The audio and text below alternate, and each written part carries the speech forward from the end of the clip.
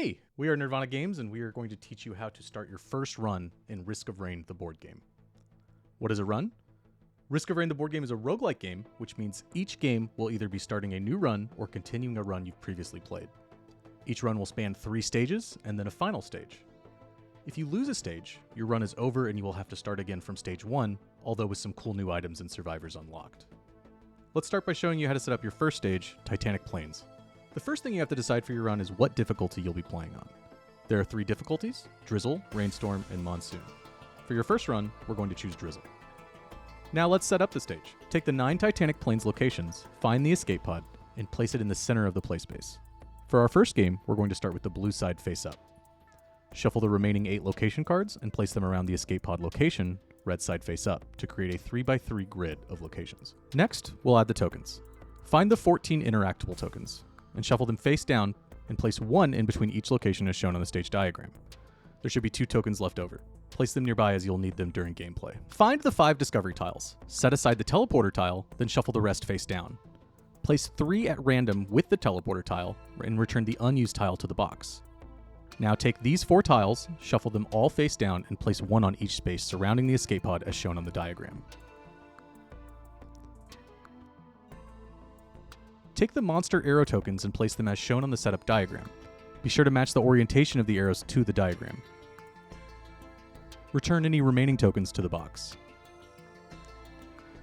Take the armor and gold token supplies and place them within reach of all players. That concludes our stage setup. Let's move on to monsters and items. Take the weatherboard and place it on one side of the location cards, leaving room above and below it. Take the card matching your chosen difficulty and place it on the difficulty space of the weatherboard with the side matching your player count face up. Take the level up and weather trackers and place them on their starting positions. Find the monster health tokens, take the 1, 2, and 3 tokens and place them on the small, medium, and large sections of the weatherboard. Take the monster info cards for the monsters shown on the stage setup. Place them in the spaces matching their size at the bottom of the weatherboard. Gips for small, Lemurians for medium, and stone golems for large. Take the 6 monster action cards for each type, shuffle each set separately, and place it beneath the monster info card of the matching monster. Place the monster minis for each monster type above the weatherboard. Place the monster level tokens near the monster info cards. Following the stage diagram, place the small, medium, and large monster minis on the right side of each location. When you are finished, it should look like this. Locate the boss monster for this stage, Stone Titan in this case, and place their boss info card on the other side of the location cards opposite of the weatherboard, along with the boss mini, boss action cards, and boss tokens. Take the boss health dial and set it according to the number of survivors you're playing with. For 3 survivors, the health is set to 28. Shuffle the spawn cards and place them face down near the monsters or boss cards. Take the common, uncommon, and legendary item decks. Shuffle each separately, and then place each near the boss cards. Find all item tokens and place them near the item decks. Lastly, we set up the survivors. Each player chooses one of the available survivors. For your first game, those are Bandit, Commando, Huntress, and Multi. For this game, we're going to choose Multi. Place your survivor info card in front of you. Resolve any setup text on the card. For example, Multi begins with his tool token, blue side face up. Set the health on your survivor dial to 6 and the level to 1. Your starting stats should be Move 1, Damage 1, and Max Health 6. Place the dial near your survivor info card. Take the survivor action cards, separate the upgraded actions, the 5 cards with the arrow next to the action name. Place these back in the box. The remaining 6 cards will start in your hand. Place your survivor mini on the escape pod location. If playing with ally drones in a solo or 2-player game, follow those setup steps found in your rulebook. Now that we're set up, it's time to play Risk of Rain, the board game. The goal of every run of Risk of Rain, the board game, is the same. Survive, get stronger, and find a way out. In Stage 1, the main objective is to find the teleporter. Once found, it must be charged before you can face the teleporter event and escape to the next stage. At the start of each stage, the teleporter and all other discoveries are hidden. To reveal them, survivors must work together to complete the objectives shown at the bottom of each location. When an objective is completed, the location will be flipped to the blue side and an adjacent discovery will be revealed. But first, let's go through a round of the game. Each round is split into 3 phases: planning, action, and weather. In the planning phase, survivors will discuss their goals for the round with the team, place an action card into the action row, then reveal and reorder the row based on speed. Survivors are free to discuss whatever they want during the game, and will each choose and place their card into the action row. In addition to the survivor cards, the top card of each monster action deck will be played face down into the row. This will determine how and when the monsters act during this round. Once all cards have been placed into the row, they are turned face up and reordered from fastest to slowest. Each action card has a speed value, which determines how fast the action is. If there are ties, monsters go before survivors, bigger monsters go before smaller monsters, and if survivors are tied, they choose which order they'll resolve in. In the action phase, the action row is resolved from left, fastest, to right, slowest. There are two types of action cards, monster and survivor. First, place the active action token on the leftmost card in the action row. Then, we resolve the first card in the row, in this example, the GIP. Following the order shown on the stage diagram, all monsters of the type shown will attempt to take the action on the card. Here, each GIP attempts to deal damage, but cannot, so they perform the if it cannot action and move, following the monster arrows. Each location has a monster limit, shown by the number of squares in the top right of each location. If a monster attempts to move into a location that is at its monster limit, it ends its movement in its current location and the weather track increases by 1 instead. When a monster deals damage, it is dealt to all survivors within their range. In this example, the stone golem is dealing damage in their location. When a survivor takes damage, they reduce their health dial. When a card is finished being resolved, move the active action marker to the next action card to the right. Next, we resolve a survivor action card. Multis this time. Survivor action cards have speed, range, action icons, action name, and the action text. When resolving a survivor's turn, actions and abilities can be resolved in any order, but an ability must be fully resolved before starting to resolve the next ability. Some action icons can have an asterisk, meaning that the action is modified by the card's text in some way. In addition to actions, survivors have a support bonus. Each survivor's support bonus is active as long as they are in a location with another survivor or drone. Starting their turn, Multi has an attack action. With an attack, Multi deals their damage value to a monster within range. If they had a range of 1, they could deal 1 damage to this GIP. If the damage dealt is equal to or greater than the monster's health value, the survivor kills the monster, placing it on the leftmost space of the monster track, and the survivor gains any kill reward, shown at the top of the monster's info card. When a commando deals 2 damage to this Lemurian, it is added to the track, and he would gain 1 gold. When the monster track reaches the level up token, it is moved to the end of the action row. Once the active action marker reaches it, all survivors level up, increasing their level dial by 1. This grants an increase to one of the survivor's stats: movement, damage, or max health. When max health increases, the survivor also gains 1 health.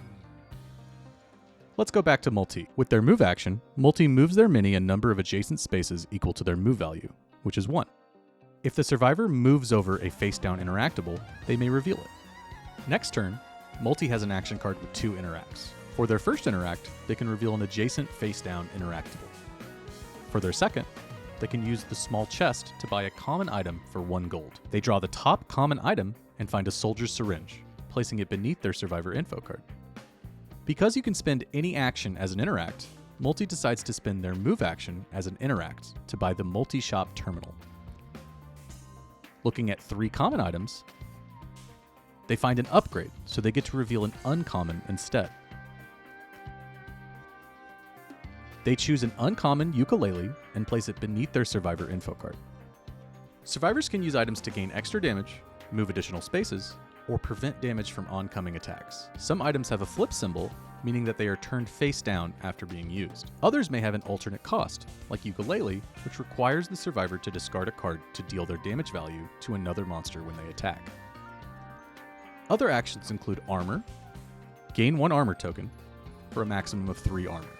When a survivor with armor tokens would take damage, first, reduce the incoming damage by 1 per armor token. Take any remaining damage to the survivor's health. Then, return 1 armor token to the supply. And the heal action. A survivor in your location heals 1. A survivor may never heal above their max health value, shown on their level dial. Also, some cards may have an attack/move action, which means to choose and take either an attack or move action. Each survivor has a reset card. When a reset card is played, all survivors get all cards from their discard back to their hands. As well, all face-down items are flipped face-up. Locations are the places survivors explore in each stage. Locations can have a variety of effects, but are mostly negative until explored. Fully exploring a location means completing the objective shown at the bottom of the location card. Objective requirements can be as simple as have no monsters here, or have at least 3 small monsters on the monster track, but can also require interact actions plus an additional cost to complete, like here, interact, pay 2 gold. Multi starts their turn at a location with a no monsters objective. There are no monsters, so the objective is complete. They first reveal an adjacent discovery tile, the multi-shop terminal they will later purchase. Then, they remove all items from the location and flip it to the blue side. On Petrichor 5, the threat is always rising. Monsters will get stronger and more threats will appear. During this phase, the weather track will increase and new, tougher monsters may spawn. First, we check the monster track. If it's full, or if the level up token is in the action row, empty the track by returning all monster minis to their supplies. If it is not full and the level up token is still on this track, skip this step. If the level up token is in the action row, return it to the monster track 1 space to the right from where it was taken from. In this case, the 2 dot space. Next, we increase the weather track. The weather track increases once for every weather symbol shown. Weather symbols can be on the difficulty card, the danger location, reset cards in play, and the teleporter tile. In this case, we move the weather marker up twice, once for the difficulty card and once for the danger location. If the weather tracker ever reaches the difficulty card, ignore any additional weather increases. At the end of that turn, a weather event will be resolved. To resolve a weather event, perform the following steps. First, check the difficulty card. The bottom half of each difficulty card will tell you what happens during the weather event. On Drizzle, we add 1 monster level token and then spawn. Reveal the top card of the spawn deck. The top monster has one of 2 symbols. This one shows a level token, so we place 1 on the small monster's info card. The next weather event reveals a health symbol, so we take the monster health token and flip it to the red side. The small monster now has 2 health. Once finished with the monster level tokens, we use the currently revealed spawn card to add new monsters to the stage. Moving from the top down, we'll spawn monsters equal to the number of survivors. In this case, we spawn 3 monsters. A small spawns on the first survivor, Multi. A second attempts to spawn on the second survivor, Commando, but the location is full, so it cannot. Normally this would increase the weather track, but it is skipped during a weather event. A medium monster spawns on its spawn location. Each monster has a spawn location on the stage. Then, return the weather tracker to the starting space.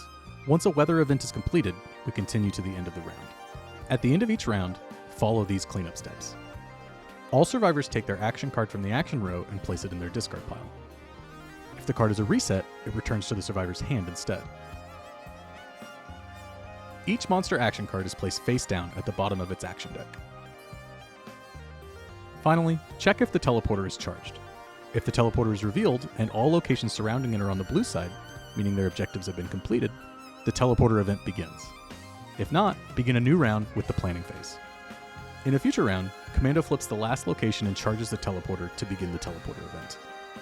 The teleporter event is when the boss monster spawns and the survivor's final objective becomes clear: defeat the boss. When the teleporter event is triggered, perform the setup steps shown on the boss card. In this case, the Stone Titan miniature is placed on the teleporter.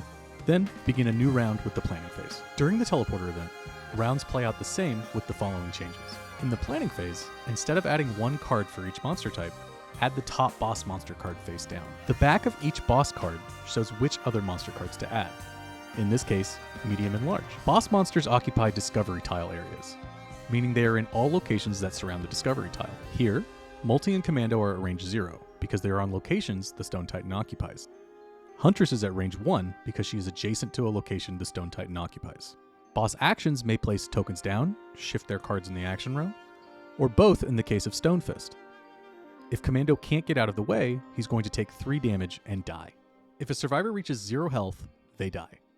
As long as other survivors are still alive, the run continues and the dead survivor will start the next round as a survivor drone. If all survivors are dead, you have lost the run. Commando has died. He takes the following steps to become a survivor drone. First, places his survivor mini on its side. Then flips his survivor info card over to the Commando drone side. Choose a drone and replace the survivor mini with it. Discard all action cards from hand and the action row. Place 3 armor tokens on the drone card and 2 drone action tokens next to the card.